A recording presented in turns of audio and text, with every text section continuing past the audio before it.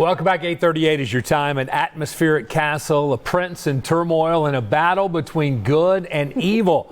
Sounds like something out of a storybook, doesn't it? Sounds like it'd be a good book too, but you're wrong. It's actually happening in Helen thanks to something called Mirth and Mischief, and you're invited to become a part of this action. And good day, Paul Milliken is live in Helen this morning. So Paul, I've worked with you for a number of years, so I'm very well of what mischief means. But what is mirth and mischief?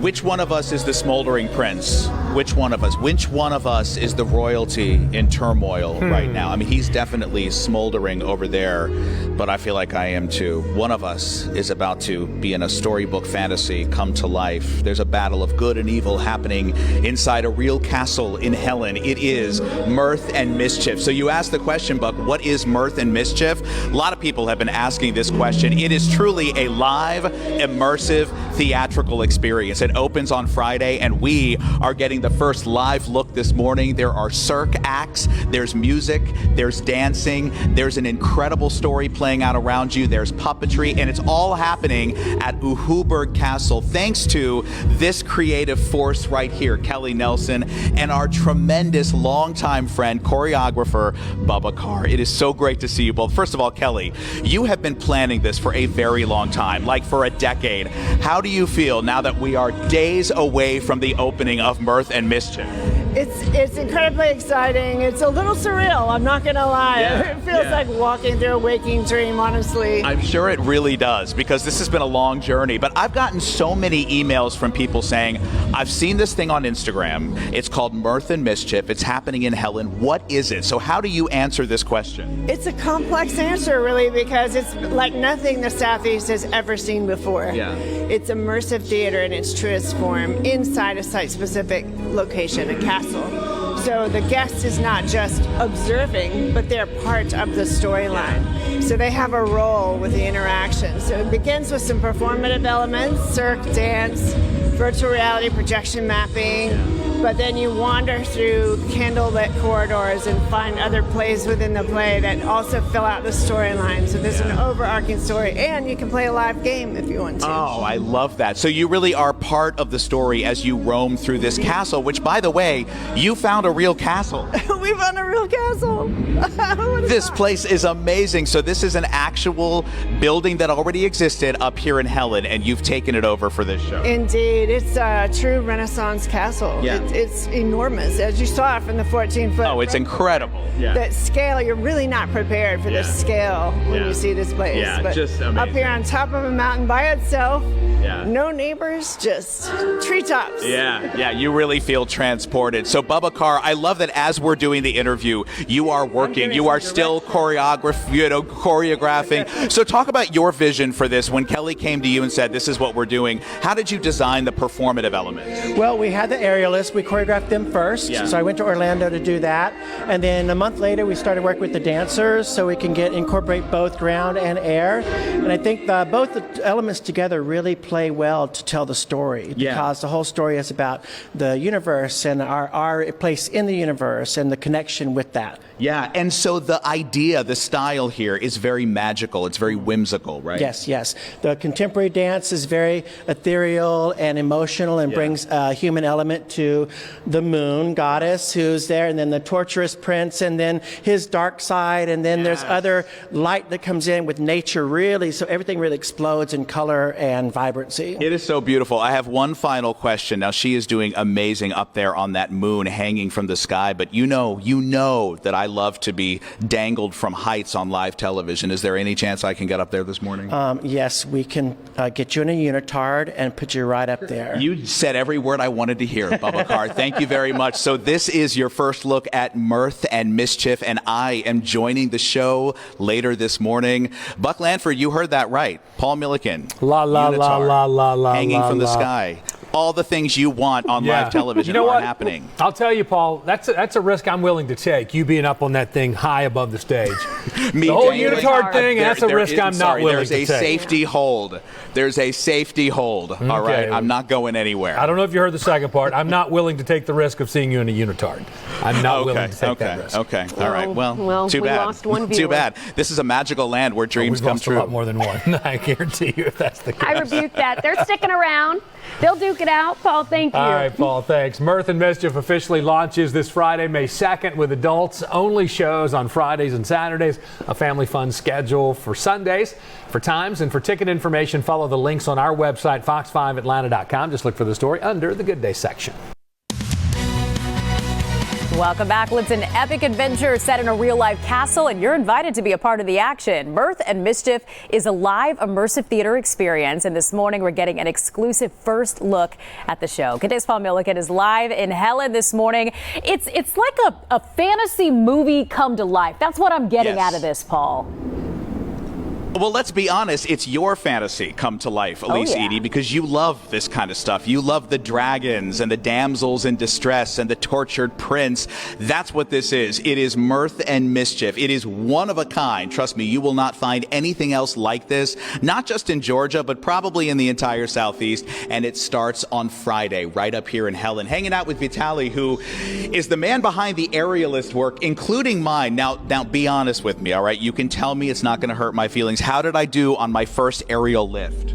You're right. Yeah? Yeah. I'll take it. Okay, I will take that. Tell me a little bit about what we're going to see in this show.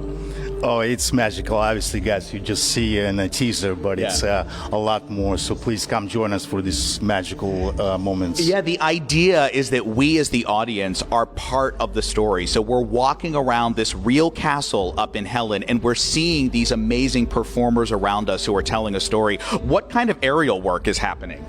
Oh, this is an acrobatic aerial. Yeah. So, yeah, we have quite a few aerial going on. So, yeah, there's definitely a treat. So I imagine it took a lot of work to put this production together. How did you find your aerialists, your performers, and get them on the same page for this show? Yes, indeed. Well, first of all, it's a pleasure to be here with such a great talent. Yeah. I mean, this production is absolutely wonderful. I mean, we're acrobats, musicians, dancers, I mean, puppeteers, anything you can imagine. It's compact in a beautiful production show. And, of course, the talents are here, top-notch talents. Absolutely. So, yeah, it's a pleasure to represent such a talent. Yeah, well, we're glad that you're here. And look, I want to see some of that talent. I feel like I can do better, okay? Like I was a little nervous the first time I went into the air. I think we should try it again. I'm really going to be in character this time. I am going to be whatever it is, the moon nymph or something up there. Can we try it again? Yes, let's do this. Let's do it. All right, so we're going to get set. So, Elise, I'm going to show you how it's done here. So I'm going to take my handhold, put my hand in, lock it down, thanks to my aerialist who taught me how to do that. And then I'm going to have a seat. And whenever we're ready, let's bring Mirth and Mischief to oh boy, I'm going to give me a spin. Oh, here we go. Just remember, I'm older than most of you, okay? Oh, yes, I like it. And Elise, as spectacular as I know I look at the people down around me right now, the aerialists, the performers, they are amazing. The costumes are incredible. The talent is incredible. The set here, again, this is a real castle, and you can explore the castle grounds. This is so much fun. Am I doing okay? Yeah. Okay, good. All right. They're telling me I'm not messing up. What do you think, Elise? What do you think? I think you're ready doing for Las Vegas? Next step, Vegas. I mean, look at you up, leg up. Yeah. No, you don't have that leg up. Are you incredibly dizzy yet? Are you, to be honest with us? You starting to feel it a little bit? I am so dizzy, and I just had a cup of coffee, which was bad, because that's making me even more dizzy. Yeah. Oh, how funny. Okay, you're selling it. You look great. Everything around you looks great. The castle looks grert. It's impressive. All right, Paul, thank you so much. I know there's going to be more in the 10 o'clock hour, so make sure you stick around for that. Paul, hello, this is Twigglecnock, and I'm coming to you live from the Mirth and Mischief event at the Uhuburg Castle in Helen, Georgia. And Paul, I don't know where, he said he couldn't take it anymore and ran screaming to the van. So we'll be right back. Stay tuned. Back to you, Natalie. Paul? Welcome back to Good Day Atlanta. An atmospheric castle, a prince in turmoil, and a battle between good and evil. It kind of sounds like something right out of a storybook. Right, but actually wrong. It's all really happening up in Helen thanks to something called Mirth and Mischief, and you're invited to become a part of the action. Good Day Atlanta's Paul Milliken is live in Helen this morning. And Paul, I love him. I love you. Right? But I love him. He's a good sidekick. If you ever take my microphone again, Natalie, Joanne, don't encourage this behavior. We don't encourage this twiggle knock. Stay away from my job. Yeah, you better get 99 of your pals to take on this one. Okay, you know what? You missed the hot topic. All right, this is not about. No, you're not the hot topic. You know what? Steve Whitmire, get in here, okay?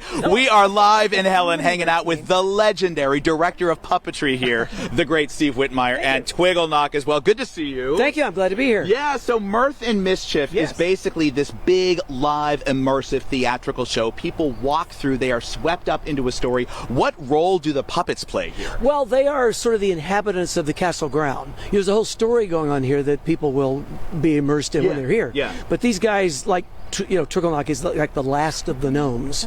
So, well, he could tell you that himself. Well, are you trying to make me feel bad for you? Last of the gnomes? I am the last of my kind, yes. Oh, no. So where exactly do you live on this property? Oh, I live in that tree right back over there, right over you your live in shoulder. the tree. Is it roomy in there? Oh, it's wonderful. But you know what the rent is on a room? I have no idea. In a tree stump. So I'm looking for roommates.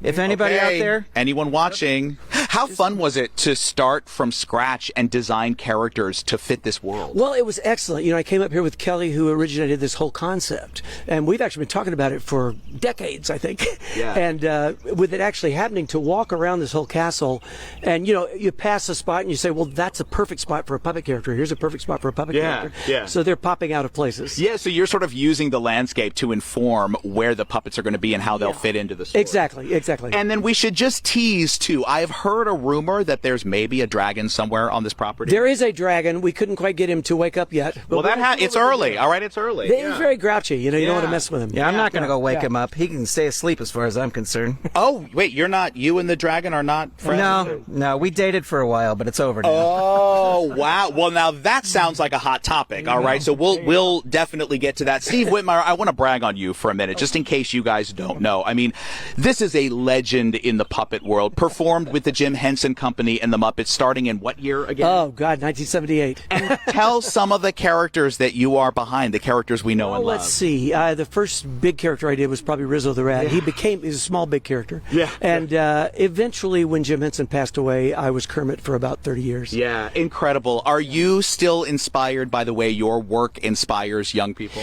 Yeah, I think so. And I do Comic-Cons and events like that these days, and it's always nice to meet those fans and really get a feel for how much it means to them and the generations in their family. Yeah, for people out there that want to get into that world, that see puppetry and think, I would love to do that. What is your advice? Run the other way. There you go. That's what we tell young journalists and young gnomes. No, actually, you know what? I always encourage people to forget about the idea of working with the Muppets or something like that and just do it because you love it. Yeah. Find it as a passion. If you have to have a day job, have one. But if you like puppetry, get a decent puppet and do it. Yeah, okay. By the way, Twiggle Knock is not a puppet. He's real. No, well, I know that. You're not. You're the last. I hate puppets. I cannot stand puppets. Wait a minute. Why do you hate puppets, though? They're creepy. The way their eyes look. Yeah, I know. I think we all agree. You know what, Twiggle Knock? Here's the thing. So you've been speaking to Natalie back there. Now Joanne is also back there. Joanne, of course, our morning meteorologist. We all know Joanne. Any comments about the weather lately? Anything you'd like to air out with her? Yeah, Joanne, if you could make it more humid, that would be fantastic. Just not enough. You know what? Yeah. Right, I can probably do that. What does the humidity do to your beard? Oh, it's frizzy, as you can tell. Yeah, there's a little too much frizz in the beard here. Joanne, if you could work on that. Now, Alex Whitler's also back at the station. You want to say anything to Alex? Or Alex, I want my $5. Oh, Alex, what did you... You know what? The deals you're making with puppets, we don't need to know about those things.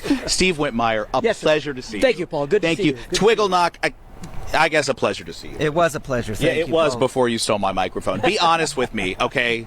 Back there. Yes. Who would you rather do this job for all eternity? And if you don't say me, we're going to have a real problem when I get back. It's him. I know it. It's Twiggle Knock. I know it.